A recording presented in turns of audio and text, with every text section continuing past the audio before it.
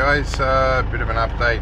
My last video said nothing for a couple of days, and because of some medical stuff. Well, yes, that was mostly my wife. This morning I've got gout, so life's going to be a bit of a challenge. I'm taking the ambulance and my 4B to go and fill up everything I've got with diesel.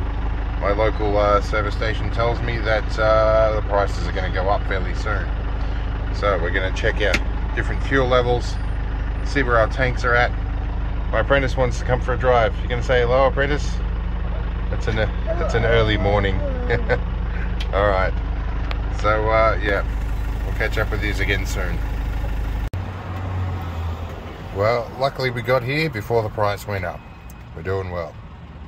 All right. So I just realized, as a bonus, that the fuel in my 4x4 GS is also a little bit low, so we're going to go and fill that up. My apprentice wants to come with me for that one as well. Geez, same engine as the ambulance, but naturally aspirated. Geez, don't they sound different? All right, my apprentice is buckled in, so yeah.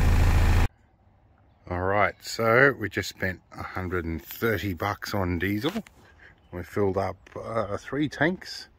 They're all about half full. So, and this one is a little over full. The overflow pipe is dripping a little bit of diesel in there. A little bit carried away. Now I've got a 20 litre jerry that's normally full as well. So it would normally cost me about 260 bucks or so to fill up all 3 tanks between these 2 vehicles completely. And then there's a jerry I carry around all the time with about 20 litres in it, and it's about $1.59 a litre at the moment. So yeah, there's rumours it's going to hit $2 or $2.50 a litre, so this should last me a little while, especially with me not going too far. Anyway, and then I've got this thing to figure out too, and 2 more jerrys for it to fill up. And then I've got service to do, and I've got Mr. Leaky Hub here as well. Still need to figure out what's going on with that. And I've got the other high tough drive flanges to go on the back.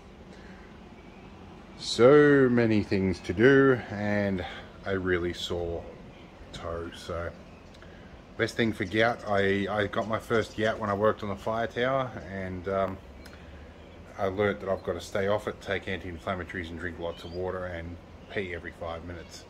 So that's what I'm going to have to do for the next couple of days. My wife's out of action as well, so I'll be looking after her, doing some domestic duties as well. I think we might have a charitable organisation getting some paid cleaners in later this week, so that might help. But yeah, it's going to be fun. All right, well, see you in the next one.